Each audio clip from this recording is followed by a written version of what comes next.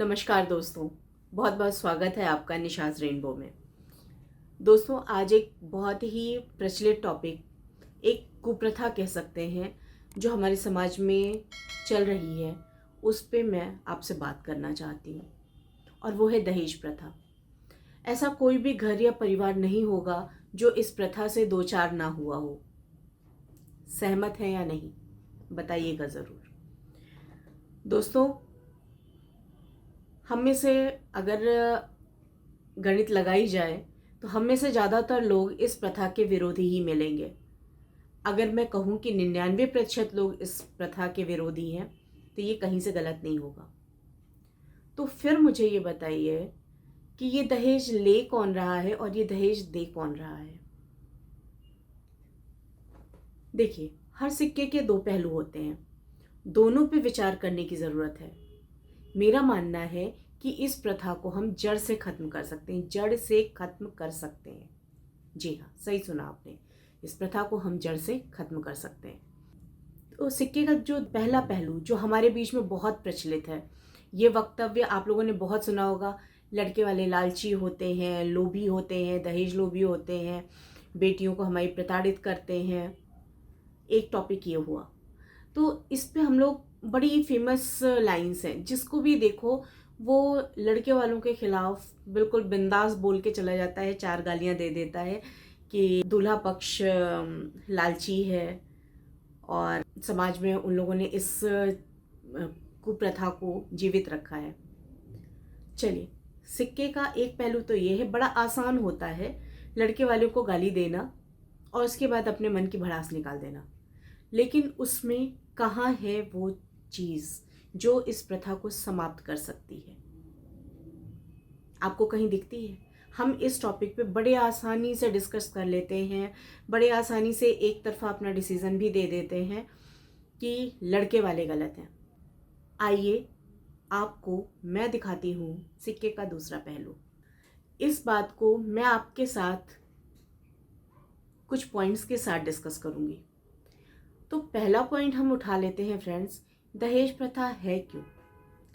अगर हम इसके बहुत पुराने समय में जाएं कि दहेज प्रथा शुरू कहाँ से हुई है, तो होता क्या था, कोई भी पहले जो शादी ब्याह होता था, एक तो बहुत सी क्राइटेरिया जो हमारे बुज़ुर्गों ने रखी है कि एक कास्ट में होना है शादी, कि सोशल स्टेटस कैसा होगा या किस कुल का है, ये सब जो मोटी मोटी धारणाएं रखी जाती थी और जिस पे कि आज भी अरेंज मैरिजेस होती हैं।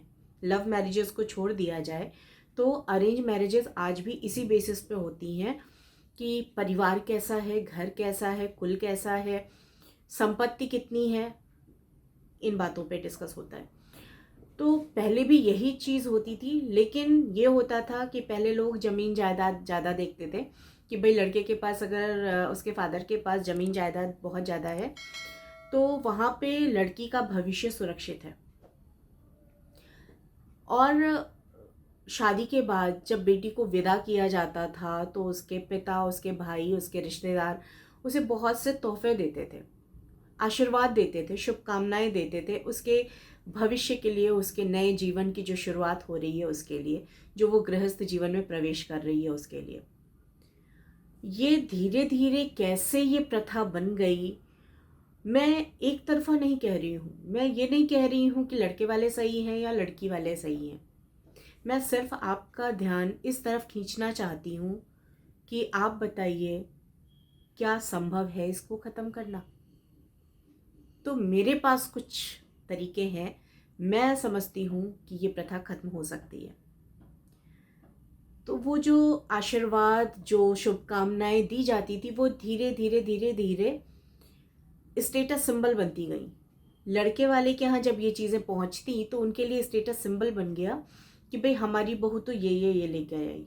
वो धीरे धीरे बेटी को मिलने वाले उपहार, वो धीरे धीरे समाज में लोगों ने कि उनकी बहू तो ये लेके आई, उनकी बहू तो ये लेके आई, चीज़ें यहाँ से शुरू हुई हैं, विकृत होती हैं। कोई भी चीज़, कोई भी प्रथा शुरू होती है, उसके पीछे बहुत बड़ा सोशल कॉज होता है फ्रेंड्स, जो मैं समझती हूँ।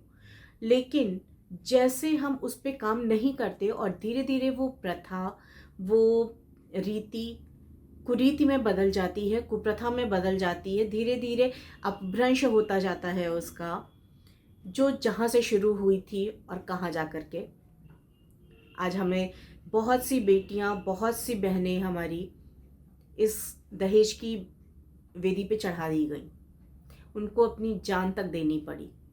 लेकिन हमारा समाज आज भी चुप बैठा हुआ है कि कोई आएगा, कोई अवतार लेगा और इस प्रथा से हमें आज़ाद करेगा। क्यों? ये चीज़ हमें समझने की ज़रूरत है, ये चीज़ पे काम हमें करने की ज़रूरत है। दूसरी बात मैं आपसे ये बोलना चाहूँगी, जो बड़ा ही मुझे ऐसा लगता है कि इस टॉपिक पे या इस पहलू पे, सिक्के के इस पहलू पे हम में से बहुत कम लोगों का ध्यान जाता है, वो है ये कि दहेज देता कौन है और दहेज मांगता कौन है। आपसे जो भी दहेज मांगेगा, क्या आप उसे दे देंगे? अपनी बेटी की शादी आप किसी से भी कर देंगे? अपनी बहन की शादी आप किसी से भी कर देंगे? नहीं ना?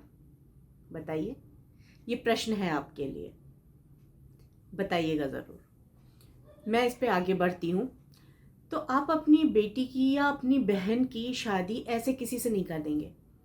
जिस दिन, एक छोटा सा एग्जाम्पल ले लेते हैं, कोई लड़का है, वो आईएएस हो गया, उस दिन उसकी बोली लगाने वाले उसके दरवाजे पे खड़े हो जाते हैं। वो नेता हो, वो मंत्री हो, वो अधिकारी हो, कोई भी हो, वो वहाँ बोली लगाने पहुँच जाते हैं। क्या वो लड़का उसके पहले योग्य नहीं था? या उसकी बुद्धि पे, उसकी योग्यता पे, उसके आईक्यू पे आपको सवाल था? क्यों नहीं गए आप? क्यों नहीं दिया आपने उस लड़के को दहेज और उससे शादी की अपनी बेटी की? क्यों? क्यों आप इंतज़ार करते हैं कि वो समाज में एक मुकाम स्थापित करे, तब आप जाएंगे वहाँ शादी करने? ये क्राइटेरिया आपका डिसाइड किया हुआ है। जी हाँ, लड़की वालों का। तो आप बताइए फ्रेंड्स कि चूज़ कौन कर रहा है, पिक कौन कर रहा है? कोई भी लड़का, हर लड़के वाला खड़ा हो जाएगा, भैया हमें दहेज दे दो, हमें शादी करनी है बेटे की। क्यों देगा कोई? देगा कोई? कोई भी संभ्रांत पिता या कोई भी संभ्रांत भाई अपनी बहन के लिए, अपनी बेटी के लिए दहेज तभी देगा जब वो देख रहा है कि हाँ, सामने एक इस्टेब्लिश इंसान है। फिर आज की तारीख में उसका फैमिली बैकग्राउंड कैसा भी हो, पहले फैमिली बैकग्राउंड को मायने दिया जाता था, आजकल फैमिली बैकग्राउंड मायने नहीं रखती है। लड़का कमा रहा है, लड़का एक हायर पोस्ट पे है, बस इतनी क्वालिफिकेशन बहुत है, और वहाँ पे लाखों करोड़ों के दहेज दिए और लिए जाते हैं। तो इसमें गलती किसकी है? मैं अभी कुछ दिन पहले एक कहानी पढ़ रही थी, उसमें था, पिकासो का नाम आपने सुना होगा, बहुत बड़े चित्रकार थे। उनके पास एक महिला गई, उसने कहा, पिकासो आपका नाम बहुत सुना है मैंने, तो क्या आप मेरा चित्र बना सकते हैं? तो उन्होंने कहा बिल्कुल, आप बैठिए। और उन्होंने 36 सेकंड में, मात्र 36 सेकंड में उनका स्केच बना के उनको पकड़ा दिया। और वो महिला बड़ी खुश और आश्चर्यजनक होकर के उसको लेकर जाने लगी वहाँ से। तो पिकासो ने आवाज़ दी पीछे से, रुकिए मैडम, ये जो आप लेकर जा रही हैं इसकी कीमत $1,00,000 है। वो महिला आश्चर्यचकित हो गई, पिकासो ऐसे कैसे आप बात कर रहे हैं? आपने केवल इसको 36 सेकेंड्स में बनाया है और इतना ज़्यादा महंगा? तो पिकासो ने कहा, ये 36 सेकंड में ये क्रिएट करने के लिए मेरी 36 साल की तपस्या है जो मैंने लगातार की है। तो अगर आप दहेज दे रहे हैं तो लड़के वालों को ब्लेम करना बंद कर दीजिए, क्योंकि आप दे रहे हैं इसलिए वो ले रहे हैं। बहुत सी गरीब लड़कियां जिनके माता पिता सक्षम नहीं हैं अच्छा दहेज देने में, पढ़ी लिखी हैं, देखने में सुंदर हैं, गुणवान हैं, रूपवान हैं, उसके बावजूद उनकी शादी किसी बेरोजगार से या किसी भी इंसान से, वो फिजिकली मेंटली कैसा भी है, कर दी जाती है। लेकिन वहीं पे कोई लड़की बहुत सुंदर नहीं है, बड़े सामान्य से नैन नक्श हैं, लेकिन क्योंकि उसके पिता के पास भरपूर दौलत है तो वो जा कर के अपनी बेटी के लिए उसका भविष्य सुरक्षित कर लेते हैं। तो आप बताइए, क्या लड़के वाले आपके दरवाजे पे जाते हैं कटोरा लेके आपकी लैंग्वेज में पैसे मांगने, भीख मांगने या दहेज मांगने? नहीं ना, आप खुद जाते हैं। आपको जब ये लगता है कि हाँ, मैं इस चीज़ को ले सकता हूँ, मैं इसकी बोली लगा सकता हूँ, मैं इसको खरीद सकता हूँ, बिकने के लिए तो सब कुछ पड़ा हुआ है बाजार में, लेकिन क्यों कर आप खरीद लेते हैं? ध्यान दीजिएगा इस चीज़ पे। ये मजाक की बात नहीं है। इससे कितनी ही लड़कियों की ज़िंदगी बर्बाद हो रही है, सिर्फ एक तबका। और इसमें जो सबसे ज़्यादा पिसता है वो पिसता है मिडिल क्लास, जो हमारे यहाँ कैटेगराइज किया हुआ है सोसाइटी को higher class, middle class, lower class. Lower class और हाई क्लास में दिक्कतें नहीं आती हैं। दिक्कतें सारी शोशेबाजी, सारी दिखावा, और शहीद होता है पिता बेटी को दहेज देने के लिए। उसके पास है नहीं है, वो जुगाड़ करेगा, ले आएगा कैसे भी, लेकिन वो फुलफिल करता है चीज़ों को। फुलफिल क्या मतलब? ये क्राइटेरिया तो हमने आपने डिसाइड किया है ना। एक इंसान गया, उसने देखा कि भाई ये शादी थोड़ी महंगी है, चलो हम थोड़ा सा और रेट बढ़ा देते हैं और बड़ी बोली लगा देते हैं, और बात वहाँ तय हो जाती है। तो दहेज लिया नहीं जाता, दहेज दिया जाता है। पहले ये कॉन्सेप्ट आप बैठाएं अपने दिमाग में। दहेज हर लड़के वाला मांगेगा, लेकिन आप हर लड़के को दहेज नहीं देंगे। और उसकी इनकम के हिसाब से, उनकी सैलरी के हिसाब से, उनकी कैरियर के लिए अचीव किया है, उसके अकॉर्डिंग कैटेगराइज होता है दहेज। हर पिता ये चाहेगा कि हमारा बेटा है तो भाई अच्छा खासा दहेज आए, बहू बहुत से गिफ्ट लेके आए, उसके साथ संस्कारी भी हो, उसके साथ सॉफ्ट स्पोकन भी हो। आप बताइएगा, ये चिंता का विषय है। हर लड़के वाला चाहेगा कि हमें फ्री में मिल जाए सब कुछ, लेकिन क्या मिलता है? वही लड़का आज आईएएस बन गया है तो उसकी करोड़ों में बोली लगती है, और वही लड़का 2 साल पहले बेरोजगार था, तब कोई उसको पूछने भी नहीं जा रहा था। तो ये लड़के नहीं डिसाइड करते कि हम दहेज लेंगे कि नहीं लेंगे, उनके घर वाले नहीं डिसाइड करते, वो उनका कैरियर डिसाइड करता है, और लड़की वाले डिसाइड करते हैं कि हम इसको इतना दहेज दे सकते हैं, हम इसको देंगे दहेज। तो ये एक बहुत ऐसा पहलू है दोस्तों कि जिसमें आपने कभी ध्यान नहीं दिया होगा, इसको ध्यान दीजिएगा ज़रूर। अब मैं आपसे पूछती हूँ, तीसरा पॉइंट है मेरा, कि क्या वाकई ज़रूरत है दहेज की?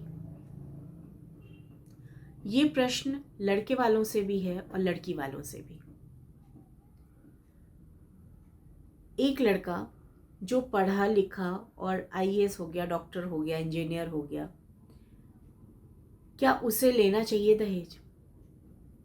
कभी कभी होता है लोग फैमिली प्रेशर में, जहाँ अरेंज मैरिजेस की बात है, नहीं बोलते हैं, लड़के नहीं बोल पाते हैं।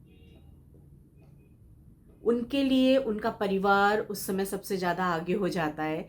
उनका परिवार डिसाइड करता है कि हमें क्या दहेज लेना है, क्या नहीं लेना है, जब बोली लगाने वाले वहाँ खड़े होते हैं। ये बिजनेस हो रहा है ना, शादियाँ नहीं हो रही हैं, ये जन्म जन्मांतर के रिश्ते नहीं हैं, ये बिजनेस हो रहा है। तो बिजनेस एक तरफा तो होता नहीं है। जब आप देने को तैयार हैं तो सामने वाला तो लेगा ना। वो भी आपको बताएगा कितने गहने चाहिए, कितने कपड़े चाहिए, कितनी गाड़ियाँ चाहिए, कितने क्या चाहिए। तो क्या वाकई ज़रूरत है? एक बात बताइए मुझे, बड़ा सोचने के बाद मैं बोल रही हूँ इस चीज़ को।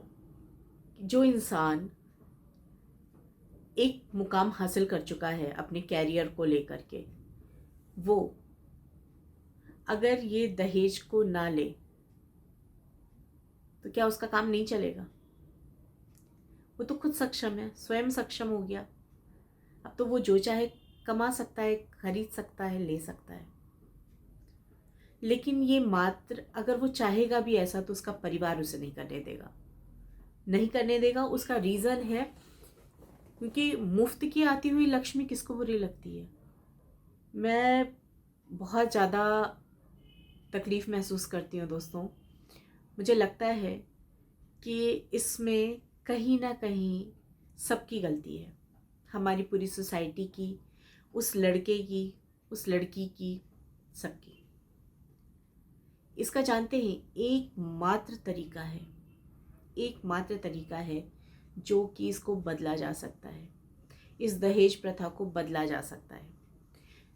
जो पिता बेटी के पैदा होने के बाद एक एक पाई जोड़ने लगता है दहेज की, वो पैसे ना जोड़े दहेज के, वो पैसे वो अपनी बेटी के पढ़ाई में लगाए, उसकी योग्यता में लगाए। ऐसा नहीं है कि हर बच्चा पढ़ लेता है, ठीक है, ऐसा नहीं है कि हर बच्चा पढ़ने में बहुत होशियार है या आप उसको पढ़ा लोगे, नहीं, बच्चे पढ़ते हैं, पेरेंट्स तो सबके पढ़ाना चाहते हैं, लेकिन डिपेंड करता है कौन पढ़ता है और कौन ऐसे रह जाता है। तो इसमें पेरेंट्स की गलती नहीं है, लेकिन अपने बच्चों को वैल्यू सिखाइए, वो बेटा है और चाहे बेटी है। मैं बार बार इस चीज़ पे फोकस करती हूँ कि आपका बेटा है तो भी और बेटी है तो भी उसको संस्कार दीजिए, आप अच्छे बुरे का बात बताइए, उसको वैल्यूज सिखाइए, उसको एक बेहतरीन इंसान बनाइए। उसको ये बैसाखियाँ मत पकड़ाइए, उसको इन बैसाखियों की ज़रूरत नहीं है। आप अपनी बेटी को जो दहेज देने के लिए आप पैसे इकट्ठे करें, वो उसकी एजुकेशन में डालिए, उसकी स्किलनेस को निखारने में डालिए, उसको मल्टी टैलेंटेड बनाइए, तो वो अपने आप, आपको ज़रूरत नहीं पड़ेगी। जानते हैं, आपको सामने से रिश्ते आएंगे, लड़के वाले खुद आएंगे आपके पास रिश्ते लेकर, लेकिन आपको ज़रूरत नहीं पड़ेगी कि आप जा कर के किसी के सामने अपने सर की पगड़ी उतार के रखिए, अपनी नाक रगड़िए कि शादी कर लो। ये जो कुप्रथा है बहुत ही बुरी है और बुरे तरीके से हमारे समाज में पैर पसार चुकी है। लेकिन इसको हटाने का, इसको जड़ से ख़त्म करने का मात्र एक रास्ता जो मुझे समझ में आता है दोस्तों, वो यही है कि हम अपनी बेटियों को ज़्यादा से ज़्यादा पढ़ी लिखी, योग्य और स्वावलंबी बनाएं। अगर हम बना पाएंगे तो ज़रूरत नहीं पड़ेगी हमें ना दहेज देने की ना दहेज मांगने की, क्योंकि किसी से मांग के या किसी से लेके उससे भला नहीं होता है। ये चीज़ अलग बात है कि सोसाइटी में आपको बताने भाई हमें बड़ा दहेज मिला, लेकिन वो चीज़ आपको कहीं ना कहीं आपकी सेल्फ रिस्पेक्ट को हर्ट करता है, तो नहीं करना चाहिए ये काम। और ये कदम अगर हमने उठा लिया, बेटियों के माँ बाप ने उठा लिया ये कदम कि भाई अब हम किसी के दरवाजे पे जा कर के नाक नहीं रगड़ेंगे, अपने सर की पगड़ी उतार कर नहीं रखेंगे, जिसे शादी करना है वो खुद आएगा, तो ऐसा नहीं है। आप अपनी बेटियों को इंडिपेंडेंट बनाइए, सामने से आएंगे लोग, लेकिन उनको जीवन के केवल उनको पैसे कमाने की मशीन मत बना दीजिए। उनको रिश्तों के, उनको परिवार के मायने भी ज़रूर सिखाइएगा। और इस तरीके से हम जो एक और कुप्रथा है जो हमारे इस पढ़े लिखे सुशिक्षित समाज में अभी भी चल रही है, चोरी छुपे, भ्रूण हत्या, कन्याओं को जो गर्भ में ही मार दिया जाता है, उससे कोई पिता डरेगा नहीं। बेटा हो या बेटी, वो सहर्ष स्वीकार करेगा।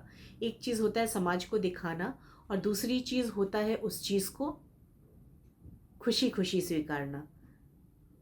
तो बताइएगा दोस्तों, भ्रूण हत्या और ये दहेज प्रथा, इन दोनों को हम और आप जड़ से ख़त्म कर सकते हैं। विचार करिएगा, ये विचार दे रही हूँ मैं आपको, ये चिंतन का, ये मंथन का एक विषय दे रही हूँ कि क्या संभव है।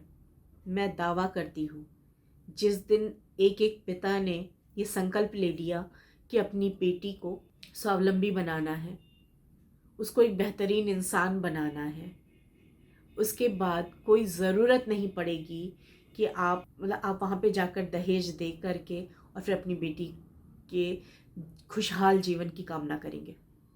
उसका जीवन अपने आप खुशहाल हो जाएगा, वो बेहतरीन इंसान खुद बनेगी, उसके जीवन में एक और बेहतरीन इंसान आएगा और ये हमारे सोसाइटी को भी एक अपर लेवल पे लेके जाएगा। तो बताइएगा दोस्तों यहाँ पे कमेंट सेक्शन में आकर आप मेरी बात से कुछ रिलेट कर पाते हैं या नहीं। और अगर आप दहेज को ख़त्म करना चाहते हैं, वाकई आप दहेज से त्रस्त हैं और आपका दहेज देने का मन नहीं है अपनी बेटी को, ज़रूरत नहीं है ना, ज़रूरत ही नहीं है, आपको तो उसे स्वावलंबी बनाना है, कोई किसी भी स्किल में हो, उसके अंदर जो योग्यता है उसको निखारिए। उसको ज़रूरत नहीं है आपके पैसे की, सिर्फ अपना प्यार और आशीर्वाद दीजिए, उसी की ज़रूरत है। तो चलिए, पसंद आया हो ये विषय आपको तो ज़रूर कमेंट सेक्शन में बताइएगा। और अगर आपको लगता है कि आपको अपने आसपास में कुछ विचार बदलने की ज़रूरत है तो दोस्तों मेरा ये वीडियो आप शेयर कर सकते हैं। ये ऐसी चीज़ है मुझे जो समझ में आती है कि इससे हर पिता हर भाई कभी ना कभी दो चार हुआ ज़रूर है, इसलिए ज़रूरत है इसको जड़ से हमारे समाज से ख़त्म करने की। तो आइए मिलकर संकल्प लेते हैं कि ख़त्म करेंगे इस प्रथा को, कुप्रथा को। तो चलिए, वीडियो पसंद आई हो तो इसको लाइक करना बिल्कुल मत भूलिएगा, ठीक है, मेरा मोटिवेशन बढ़ता है। शेयर करिए अपनी फैमिली फ्रेंड्स के साथ, अपने रिलेटिव्स के साथ, जहाँ पे आप ज़रूरत समझते हैं समाज में एक बदलाव लाने की। बहुत ज़रूरी है, कभी भी सिक्के के किसी भी परिस्थिति का एक पहलू नहीं देखना चाहिए, हमेशा दोनों पहलू देख कर डिसीज़न लेना चाहिए। तो पहल करिए आप। मिलती हूँ आप लोगों से फिर अगली वीडियो में, तब तक के लिए नमस्कार। अपना, अपने परिवार का, अपने बच्चों का पूरा ध्यान रखिए।